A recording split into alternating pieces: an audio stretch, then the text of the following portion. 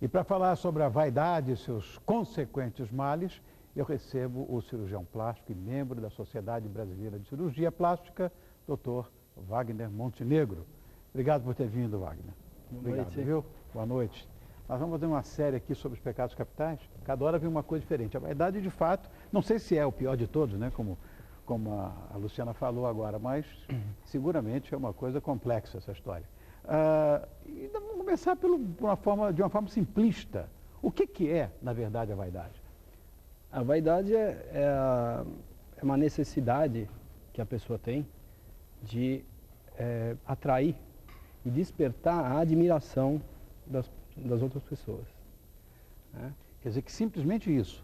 Simplesmente isso. Agora, quando a vaidade é exagerada, ela pode se transformar num problema, ou não? Sem dúvida, sem dúvida. Quando a pessoa se torna obsessiva e os valores dela ficam exclusivamente, os valores individuais ficam exclusivamente focados na vaidade, realmente ela começa a ter uma série de problemas. O que é dismorfobia? Na verdade, dismorfofobia, né? É como se fosse uma fobia de alterações da forma. Fobia é medo, né? Pavor. Sim. Né? Dismorfo? Isso. Fobia é medo. Então, a pessoa ela fica focada em pequenos defeitos, né? E como se fosse a maior coisa do mundo. Né? Então, ela nunca está contente. Então, ela vai passando de uma queixa para outra. Então, é o vaidoso desmesurado, né? Focado na vaidade visual. Porque existe, como ela mesma falou, existe a vaidade de ser reconhecido, vaidade de ser homenageado, né? Várias vaidades. Vaidades emocionais. E existe a vaidade visual, do seu visual. Então, quando a vaidade do visual, ela exacerba as outras, né? Ela começa a dar problema. Então, a pessoa, os valores pessoais acabam ficando em segundo plano. E ela fica focada e achando que todas as pessoas estão prestando atenção naquele defeito. Ela pode achar que está gorda, apesar de estar magra. Eu vi uma coisa na internet, inclusive, de uma menina que se via gordinha no espelho, a imagem do espelho. E ela meio gordinha, de calcinha e sutiã. Então a imagem está no espelho, aí a câmera vai recuando para uma menina absolutamente anoréxica, se achando daquele jeito, gorda, né? Isso acontece, polêmicas, né? A respeito das modelos, né? Que elas começam, porque a menina jovem, ela fica deslumbrada com a possibilidade de ser uma modelo reconhecida. Né? E às vezes ela tem uma gordura localizada.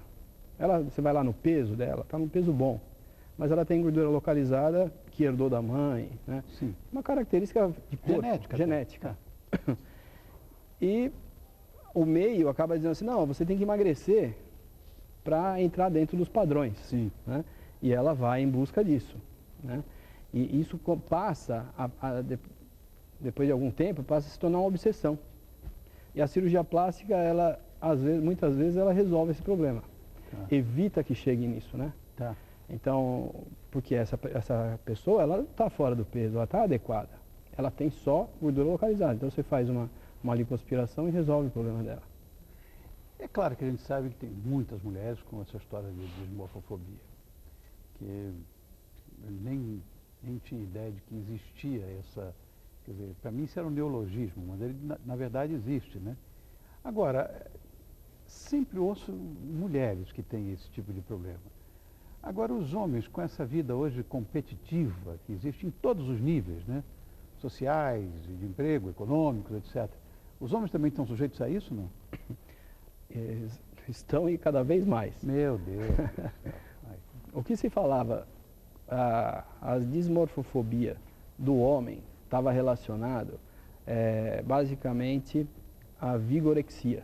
Vigorexia é o homem que sempre acha que está fraco e magro. Então ele se olha no espelho, está gigantesco, mas ele se enxerga fraco. E é sempre uma competição, né? Um sempre olhando o outro. Não, esse aqui está mais forte, esse está grande, né? Grande é um termo que eles usam, né? E isso é uma coisa que não acaba mais, né? Mas hoje o homem, ele tem não só isso, mas ele tem o mesmo tipo de problema, mesma obsessão com pequenos detalhes. Então tem homem que vai no consultório e fala assim, olha, doutor, dá uma olhadinha desse lado aqui. Esse lado aqui, o senhor não percebe que é um pouquinho diferente do que desse lado? Daí, você precisa prestar atenção. Não é fácil de enxergar. Mas isso tem acontecido com mais frequência. Agora, de que forma se manifesta essa história? Ou seja, é bastante evidente que a gente sabe que isso pode trazer um tipo de doença. Quais?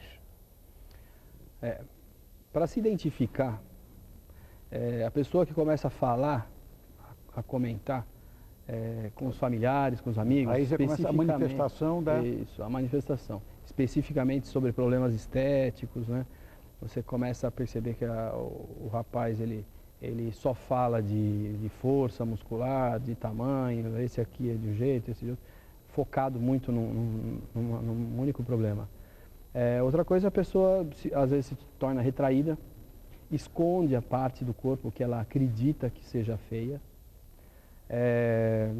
Entre outros, esses são os principais, né?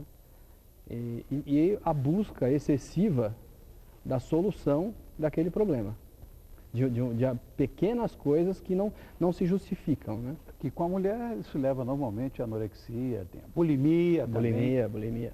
A bulimia não é só a paciente que se alimenta muito e depois vomita, que é o que se fala, né? Ela pode também buscar a solução desse problema fazendo ginástica excessivamente, né? Isso também é um tipo de bulimia. Não sabia. Na verdade, como é que a gente pode detectar que uma pessoa sofre dessa história de esmorfofobia? Basicamente, é quando ela começa a focar muito, né? Isso como você acabou de falar. Exatamente. Mas existe um sintoma clássico para a gente, sei lá, uma sintomatologia que para um médico é importante? Ou só essa parte... Não, são essas características juntas, né? Tá. Quando você associa vários dessas manifestações, né? É que você acaba fazendo o diagnóstico, né? Bom, a gente tem que ficar atento então a esses sintomas. Isso, exatamente. Normalmente, se começa a falar muito sobre determinado tipo de assunto, estou fraquinho, tem que usar aquelas camisetas, mamãe estou forte, aquelas coisas, né? Isso. E a menina que, embora esteja magrinha, acha que está gordinha. Mas toda mulher é assim. Não tem jeito, né? Mas o problema é que existem pessoas que elas focam exclusivamente os valores no seu aspecto visual, né? Deixando de lado o resto. Então, se ela não estiver perfeita, se ela não estiver simétrica, ela não vai ser aceita. Que coisa. Existe algum tratamento para esse tipo de problema, fora a cirurgia? Bom, a cirurgia, na verdade, não é um tratamento para esse... Sim, radicaliza de vez, acabou com o problema. Não, ele muda. Esse paciente, ele não deve ser operado. Porque primeiro que aquela queixa, na maioria das vezes, não procede, né? E ele acaba... Você resolve aquele problema, ele acha um outro. Ela acha que a face é assimétrica, coisa de milímetros. Daí você vai lá e resolve aquele problema. Não, ficou simétrico. Olha, doutor Wagner, o problema é o seguinte, eu percebi que ficou simétrico, mas agora essa simetria dá a impressão que minha testa ficou um pouquinho maior.